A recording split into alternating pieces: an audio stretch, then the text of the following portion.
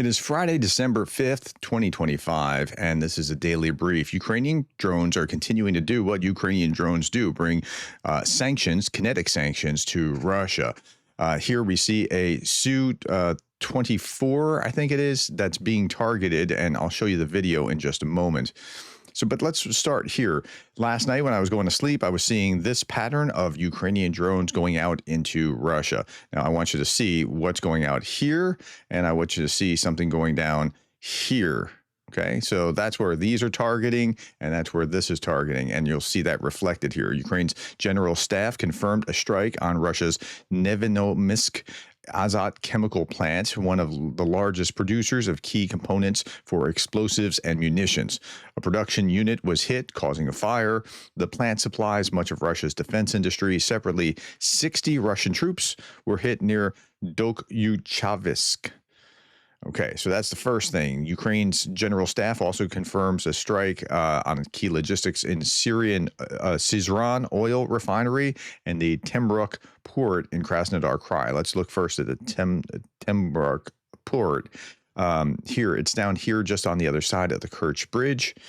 And here we see Ukrainian forces successfully hit that natural gas terminal at the Temruk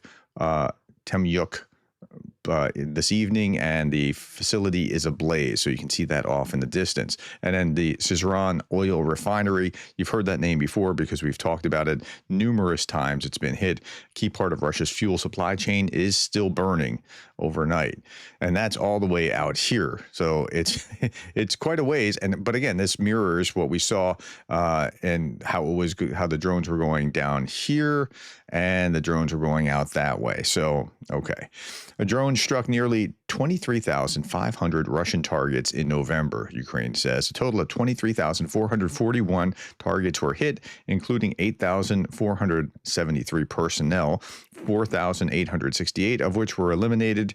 Drones hit energy, logistics, military sites across occupied areas and deep in Russia. Losses are estimated in the tens of billions of dollars. So the drone forces are just pretty massive. And then I saw this large skyscraper being hit, and I was thinking, like, that's unusual. Was it deflected or what?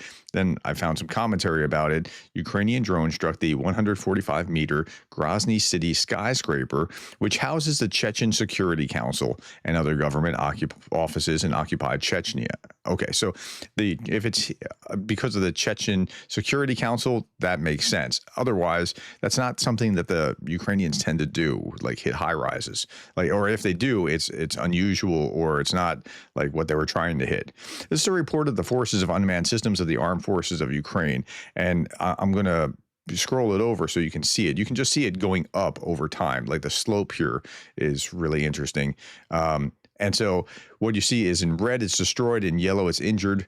And here you can see more of the chart, right? But I just have to kind of pan out. I can't really show the whole chart with it. But you see this slope going the right direction, going up and up and up. And that's really what you want to see, is some movement like that.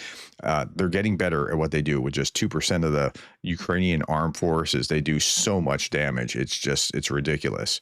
Here's the footage of the Ukrainian long-range FPV attack drone slamming into a Russian Su-24 tactical bomber at the Saki Air Base in Crimea. Now, I can't tell if this is yesterday or if it's a couple days ago or exactly what. What I do know is that we know it's been hit, and so yeah. Now the reason that I'm qualifying that is we saw this over the past 2 weeks. Primary unit executed more strikes against Russian military targets in Crimea, including that Su-24. But I haven't talked about that in the last 2 weeks. A radar inside radio transparent dome, a 39N6 Costa 2E2 radar station, Orion UAV, 248 YAK or YA6 K1 Polydot radar stations, a military freight train, a Euro military truck. So there was a number of things, and this was on top of the list. So it might not have been last night, but I hadn't reported it before. Overnight, Russia launched 137 attack drones. Ukraine's air defense has only shot down 80 of them. That's a pretty poor percentage. Still, 57 drones hit 13 locations across the country, including things like this. Russia strikes a maternity hospital today. Watch this. Now, this was not last night at night. This was yesterday during the day, but a maternity hospital. So you've got a terrible choice. Either they do have pinpoint precision targets, or they're really not that good at it. And it's like, but they're not going to admit that they're not good at it. So I just don't know which it is, whether they were actually trying to do this to a maternity hospital, but a maternity hospital. And this isn't the first one. That's the trick. Okay, let's look at the battlefield day over day. 1,240 casualties day over day. That's high. That's like the highest I've seen in months. One armored fighting vehicle, 34 artillery systems, and then 94 vehicles and fuel tanks. But this 1,240 number, again, that's the highest that I've seen for a while. Ragnar Gudmundsson's dashboard, he talks about this is the highest casualties that he's seen in months, while engagements were below the 7-day average. So let's look at this. The cross direction, Russian invaders conducted 51 assaults. Okay, that's about what we would expect in Pokrovsk, anywhere between 50, 60, something like that, 70 or so. Okay, Huliopol direction, Ukrainian defenders repelled 12 attacks. Huliopol's not that. There's really not a lot of place that they can go where they're not exposed to advance further. So Ukrainian attack drones continue to receive, look at this, AI-assisted targeting system. Right? AI-assisted targeting system. So what's happening here is that the onboard software detects and classifies the various Russian targets, and then the drone operator only is clicking to initiate an automatic strike. So again, you're looking at the future in real time when you're watching this kind of thing. This video shows that nets do work. This is Andrew Perpetua, who does a tabulation of the vehicles and things that are attacked on both sides from confirmed videos. Okay, nets do work, and we're talking about nets over roads so that there are safe, lanes for them to travel. Nets do work. The roads require tassels that go across the road every 50 to 100 meters or so, which stops the drones from flying down the street. Making the nets opaque with a second net above it is even better. So if a drone wanted to get in here, a drone could theoretically get in here and do some terrific damage, like to this vehicle. See that? Okay. So, but if you did something like this, if you put a string of tassels, say every fourth pull, and then the drone would have to navigate around like 15 to 20 lines before reaching the vehicle, they couldn't just speed at it. They'd have to kind of weave back and forth in order to get that drone to there. And then if they hit one of the strings, they'd be toast. And if it hit any line, the drone would have died. It would make attacking like this basically impossible. Manufacturing and installing those lines would be extremely cheap. Just need fishing line and a weight. Yeah, that's right. I mean, it would be a nuisance for cars going through, but they'd hit the weights and just keep on going, right? Rubicon, that's the Russian drone forces, posted a video sinking a USV, that's an unmanned surface vehicle in the water, a naval drone, armed with, they're sinking a Ukrainian USV armed with, and the Rubicon drone was armed with anti-aircraft missiles using a Lancet. They say the Lancet strike is 104 kilometers from the launch point, which is one of the longest distances I can recall them claiming. Okay, 104 kilometers. And by the way, I said that, the way that I said that, I might have been wrong. USV armed with anti-aircraft missiles. I don't know if the USV had the anti-aircraft missiles or if the Rubicon had this. So please take that with a bit of a grain of salt. I'm not sure exactly what it is, but the big story here is 104 kilometers from the launch point. So progressively, drones are going to cause a greater and greater gray zone where it's going to be no man's land between, because of drone activity between, as they go 20 kilometers, 30 kilometers, 40, 50, 60, like as they expand that territory. And it's going to be harder for either side to make any headway across the drone line. Okay, listening, he said he was listening, this is Perpetua again, saying he was listening to a podcast about technology, and the guy starts talking about Ukraine, and I roll my eyes. And then out of nowhere, he starts talking about how Ukrainians losing faith in government is the reason for lower than expected volunteers in the infantry, and that Russia's propaganda toward pushing for peace is designed to obfuscate and distract from very fixable actual problems Ukraine is facing by making peace feel like it's just out of grasp to capture all of Europe and America in a paralyzed limbo of inaction. Wow, that's pretty robust commentary. And he says, and I'm sitting here like, wow, I didn't expect you to say that right now. That's right. This is what the information war is all about. So I've talked about this a number of times before. Like there's a hot war, and then on top of that is an info war, and on top of that is an economic war, and on top of that is a cyber war, and on top of that is a hybrid war, and it's all related and all together. But that info war is really, really powerful, and we just have to be aware of what's really happening here. All right.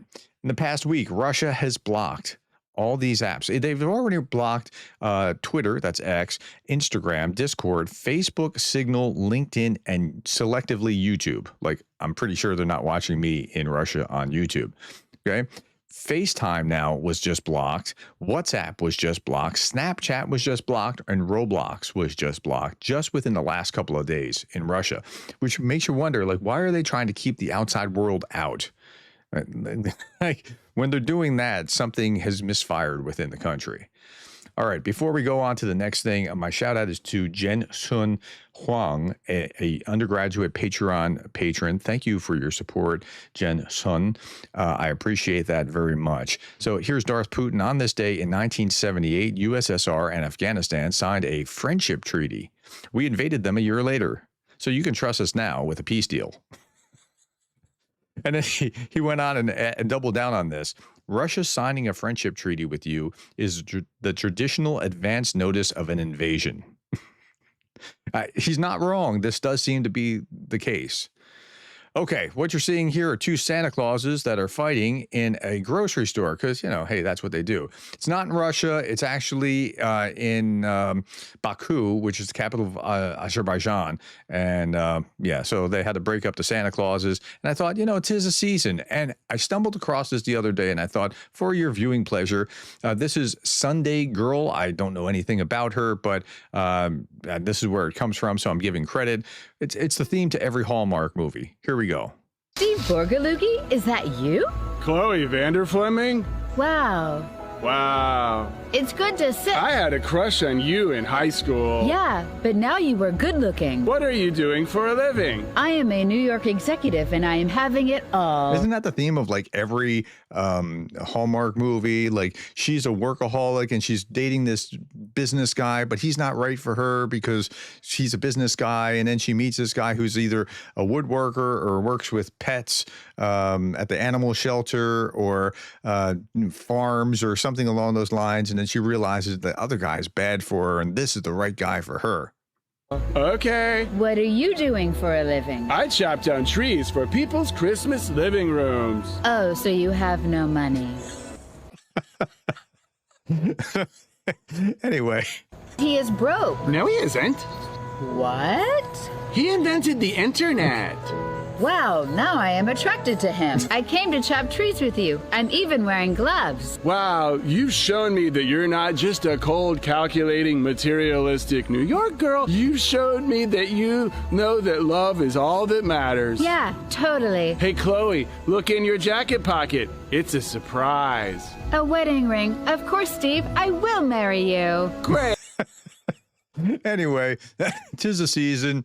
Happy holidays to everyone as we're moving toward the Christmas and other holiday seasons. Thank you for your time, my friends. Thank you for the time, the likes, the shares, and the subscribes. And thank you for being the kind of person who cares about Ukraine.